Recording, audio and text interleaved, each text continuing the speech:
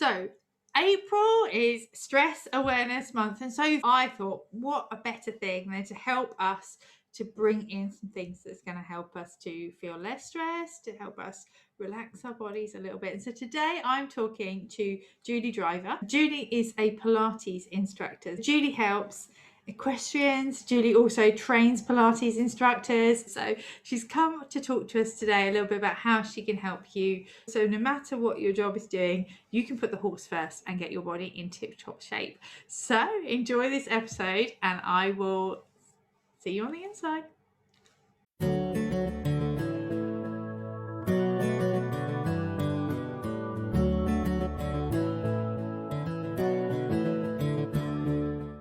So Julie is a Pilates expert and she's been helping equestrians worldwide for many years to actually improve their bodies so that out of the saddle, so that when they get back in the saddle, we can actually get better results. But not just that, April is Stress Awareness Month. And I think as business owners, as equestrians, as riders, as people who love to be around horses, actually Pilates can really offer us some great benefits. So welcome, Julie. So tell us a bit more about what you do. Hi, Jenny. Thank you so much for inviting me. So I think one of the great things about Pilates is because you have to be so focused when you're engaged in a Pilates class, it really helps you bring you into your body, into your mind. So everything has to be left at the door. So when somebody comes into my classroom or into my studio, whatever's going on in their lives, they can just park it just for that time. And they have this time for them to work on themselves, to work on their breathing and their alignment and their movement. So it's a great way of de-stressing that you can just leave it at the door. And maybe when you leave, you won't pick it up because you'll have actually thought of how to deal with it when you leave the room. Yeah, and I guess it's quite a useful tool in our box, like in general, to get through life. Because especially when you're riding a horse, when you get on that horse, you've got to leave all that mindset issues, all the stresses, all the tension, everything else that you've picked up from the day. If you get on the horse with that, the horse is going to feel that, the horse is going to react. The riding is going to fall to pieces, isn't it? So you almost want to be able to develop that skill, and it's not so easy when you're actually on a horse, is it? It's not like and they can set. We all know how sensitive horses are. You know, if we're thinking about, you know, how our from my experience this morning, how my 9-year-old misbehaved, we take that into the stable and into the saddle. They can sense it. They're really aware of it through our hands, through our bodies, and they can feel it. We need to learn how to manage not just ourselves physically, but mentally as well. Yeah, definitely. And I know a lot of people have sort of tried Pilates in the past and gone, oh, I don't know if it's not for me. Like, what is your advice for somebody that goes, I don't get it? Like, what's the difference? So I think, and you know what, that is said a lot. I think Pilates has an image that it can be a bit sort of breathy, you know, sort of floaty arm.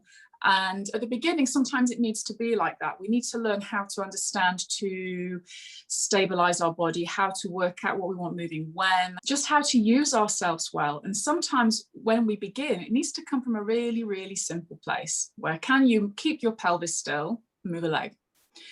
It doesn't stay like that. And this is the thing that people need to understand, is that when you go to your first Pilates class, it might be really small, but eventually we get to do these great big exciting global fun movements, shoulder stands, all kinds of fancy stuff. But it has to start somewhere. In the same way that you're not going to get on a horse and go around Burley or go around badminton. It has to happen through stages, and Pilates is the same. So you need to just maybe revisit it and also find a different teacher, because when clients come to me, I'm very, very clear in my first session with them that it has to be about our relationship with our teacher as well, in the same way with our riding teacher or with our business manager. It needs to be somebody we gel with and we can communicate with. That matters, doesn't it? Like even like with me and with what I do with sort of the business coaching, and I say to people, I might not be right for you, and that's okay. It's the same as when I'm teaching. You've got to find somebody that can take you where you want to go at your level and that you can understand. And I guess like another reason that I've been put off in the past is like the time that I think it might take to do that. Like, how do you fit that in when you're busy, when you're dealing with the horses and everything else? That, again, that's a really good question. So my answer to that is it's little and often. Pilates is an accumulative discipline.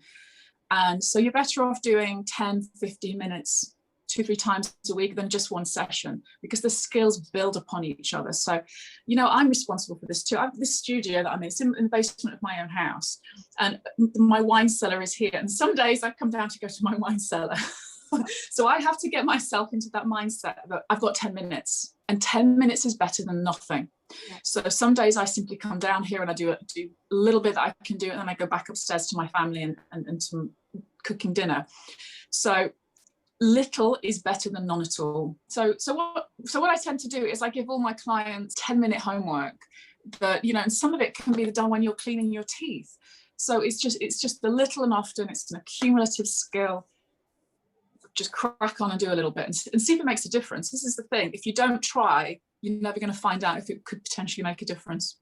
Me, I still try and ride when I can, but I'm sitting at a desk. I guess even those people who are working on the yard all the time, the body, you've got to have a little bit of awareness about it, and you can't leave it to the moment you get on the horse to sort it out. I know we were talking about that sort of a bit earlier. There's, like, it's too late when you're on the horse. You've got to be fixing this. You've got to build that awareness of your body and how it feels. Like yesterday I was teaching and I'd got all these plans of what I was going to do in the afternoon, but I got home and I was like, no, I'm feeling my body now, and actually I just need to sleep and rest. And I think we need to be more aware of that. So do you feel that Pilates can help people to get more of a connection with their body? Definitely, absolutely. So I had a serious skiing injury back in 2008, and I was already a Pilates teacher, but then I've been teaching for 8 years. And I was told I'd have to learn to walk again, and I don't have a permanent limp. And I was just so determined that wasn't going to happen. And I couldn't do an hour-long workout because I was too exhausted from the injury. So I was literally some days just pointing and flexing my foot because that's what I had to do.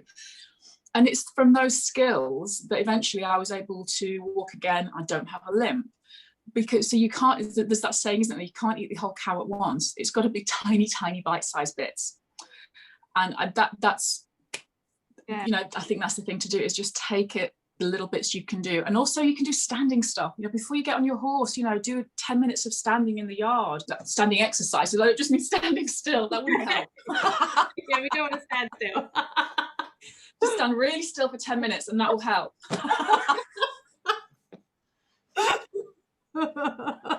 Brilliant.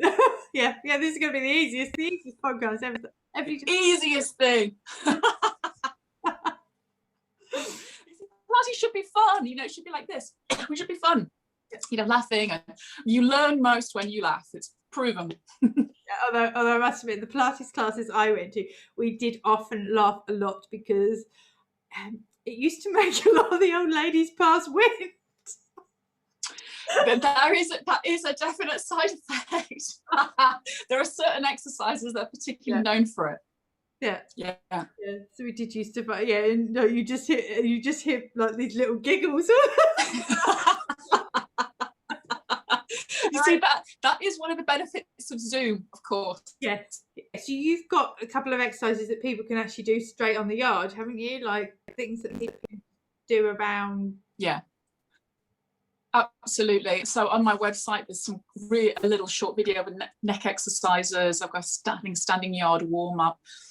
Just the smallest things that can make the biggest difference. And I think that's the thing to remember, is what I love about Pilates, and it's a bit like, I always feel a bit like a detective when I start working with people. So I'm looking at them. I don't just, if somebody comes to me and says, well, my back hurts, it doesn't necessarily mean that the issue is in their back. It could be a hip issue, it could be an ankle issue. So I look at the body globally and go, well, actually, how about if we try these exercises and see if that helps?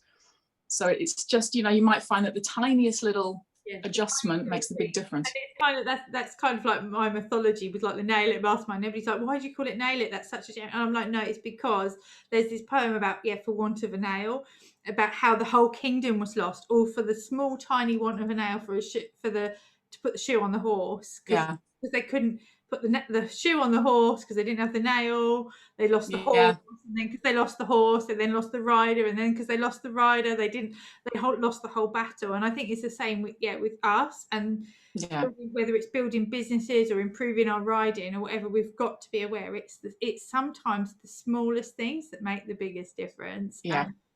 and we need to allow ourselves to do that. It's like we want to make things hard or complicated, and we think, yeah, by pushing the wheelbarrow with a flat tire around, making it really, really hard, we're working really hard, we're going to get better results. No, you're not. You're just going to look like an absolute prat for pushing a wheelbarrow with a flat tire. There's easy ways, and it's the same, I guess, with Pilates. If people would just do that little thing every single day, and like you said, it could be a lot of the time the problem isn't what we think it is, and when you've got that support of somebody that understands how the body has to move in terms of the stresses that we're under when we're riding, that can make a big difference. Even then, I was talking to somebody yesterday, and they were explaining a problem that they'd been having riding, and I said, I think it's your hips. And as soon as I went that, she was like, it was to do with her feet, this problem. I think you need to do some work on your hips. And she was just like, how did you know I've got a problem with my hips? And I was like, yeah, because I just do, just out of experience. From teaching people that actually sometimes, especially with riders, it's a lack of movement or flexibility. One part mirrors itself in another, and we can often see it when we're on the horse, can't we? Yeah, absolutely. Yeah, absolutely. So the benefits of Pilates in general, what would you say is the biggest one thing that really helps people and why they should do Pilates? I think for me, the biggest thing for Pilates was it was a time for me to actually, I'm not going to say clear my mind, because you don't clear your mind, because you're thinking so much about what you're doing in your body. My husband doesn't like doing Pilates because it makes him think too much. He's like, it's too hard, I have to think really, really hard. And it's that thing of beginning to bring your own body under control, and recognizing some of the simplest of movements can actually it's a bit like tapping your head and rubbing your tummy, but we have to go through that process to improve our movement and to improve our understanding of movement. Because this is the thing, I think as riders, we're all pretty good on understanding, what the horse should be doing and how we want them to, engage their back legs and this, that, and the other.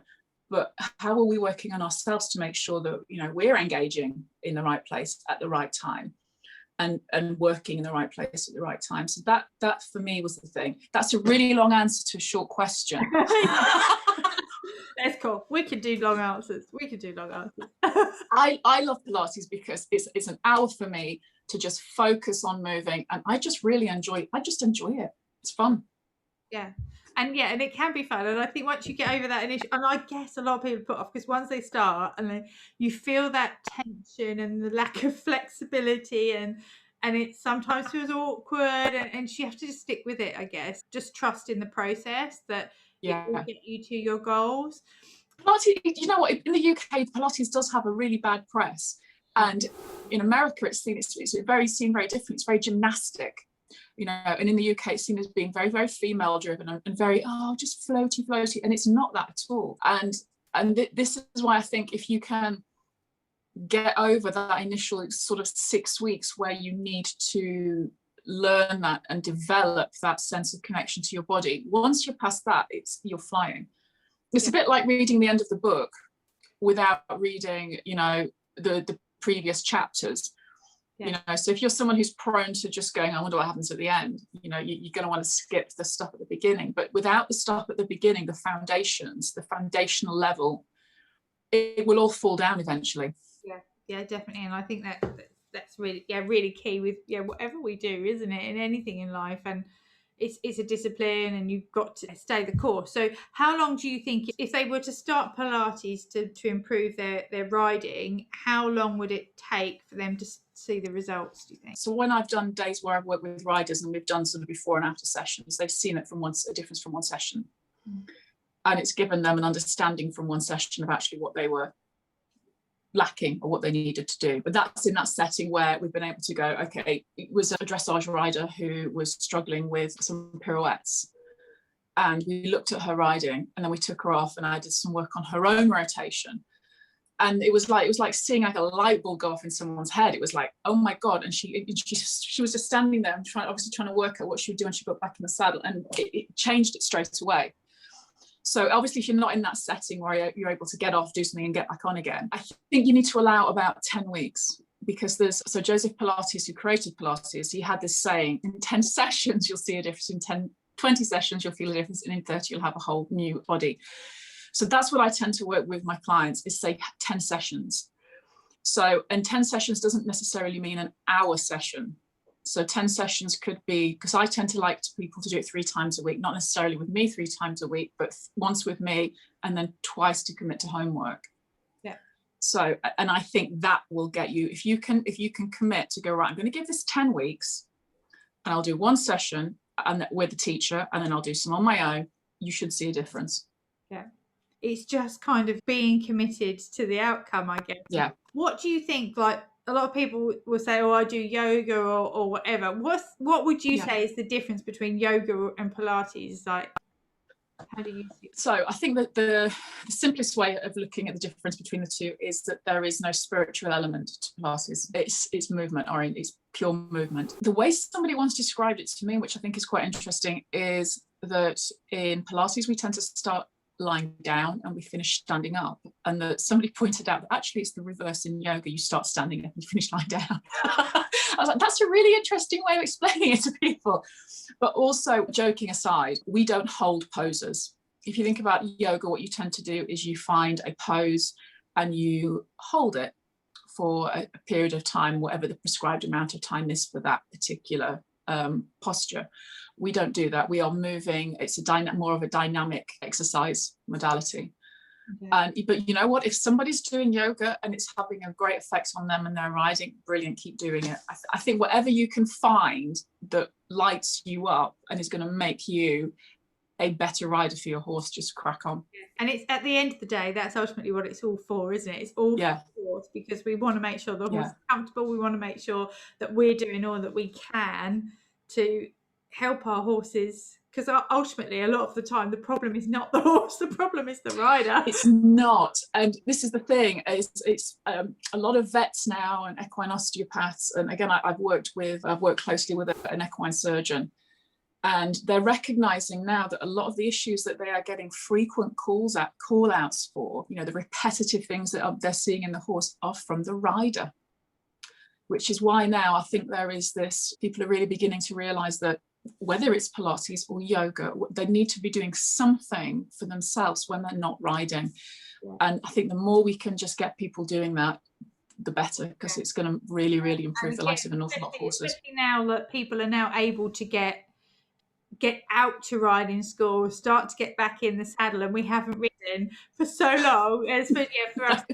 Like, I don't ride my horse very often because I bought him for my daughters. So I'm a little bit on the bigger side for him. So again, I won't ride him unless I know that I am in peak performance for me. Because I just feel otherwise it's not fair on him. If I sit on a sack of spuds, if I'm stiff in my hips, if I'm tight here, if I've got all these other issues, and I think so often we go off for our riding lessons and it's just that hour focus to ride, and it's get on the horse and go off and ride, and we forget that actually we need to warm up. We forget that actually we need to make sure that in order to just even sit on a horse correctly, that takes a lot of core strength and posture and everything. And that we need to be doing that now at home when we don't have access to horses, when you can't sit on a horse. There's ways to improve your riding. Absolutely. I think one of the best ways of describing it is if you've got a backpack and it's unevenly weighted and the straps are uneven, and if you've put that on your back and you walk around with that on for an hour, that's what you're doing to a horse if you are uneven in your body. And imagine how bad you would feel taking off a rucksack that's been really unevenly weighted or badly organized. That's what they're going to feel like. Yeah, I used to describe a similar thing to my riders when I was teaching them, especially if they were very wiggly and I was like, right, okay, have you ever given anybody a piggyback? Right, go and get your friend, give them a piggyback, ask them to wiggle around on your back, and then tell me that you can walk properly. You just can't, can you? You're like, oh yeah. So I mean, exactly, yeah, and then pull on your hair at the same time. Yeah, the horse, like your reins. Jag you in the mouth. It's like the horse is so. Yeah. I mean, bless them, they love us so much, don't they? They are. They shouldn't have to. We should be doing the hard work to make sure that we're in the right places. And I know there's a few ways that you can help people to do that, because you've been not just helping people with Pilates, but you're also a trainer to train people to become Pilates teachers as well, aren't you, Julie? So you've got a few sort of strings to your bow. Yeah, So tell us that's more right. about what you do and how people can work with you. So I've been teaching for 20 plus years now, and for about 10 of those, I was a senior faculty member for one of the largest Pilates teacher training companies in Europe. And then I've now got my own education company. So I train people to be Pilates teachers. So if there's Pilates teachers watching, I run courses that help you improve your teaching. And also I run courses on equestrianism for Pilates teachers as well.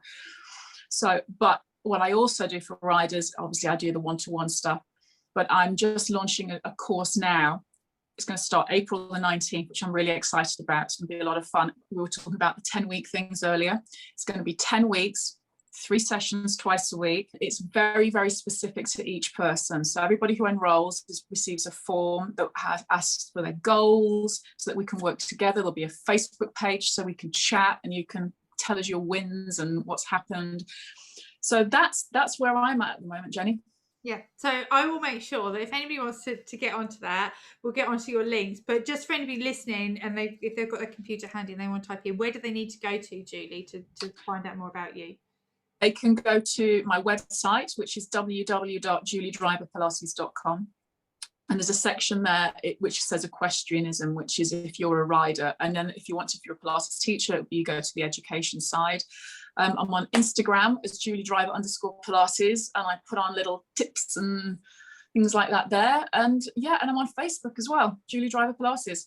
So make sure you go and follow Julie, or if you've got any questions, I know I've been working with Julie for a while now, and I know she'll be straight there to help you to make sure that this is the right thing for you. What would be the key things that would make people know whether your new riders course would really suit them? I think there'll be a live class, which if they can't attend, it will be pre-recorded, and then there's 2 extra sessions. So I think the thing is, you can probably tell from if you've listened to this podcast and you're still here at the end and you're still listening, there's probably a chance you think actually she might be quite a good teacher.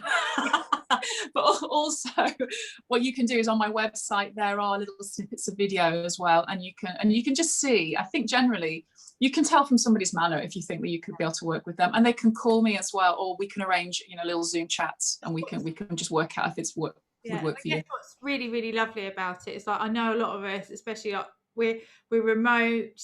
It's really hard to even get to a Pilates class. Sometimes, depending on a location, there aren't even any unless we drive half an hour to somewhere. So this is a great solution because it means wherever you are, you can train with one of the world's best Pilates trainers, because you are actually an award-winning Pilates instructor, aren't you? You're not just... I am, yes. Yeah.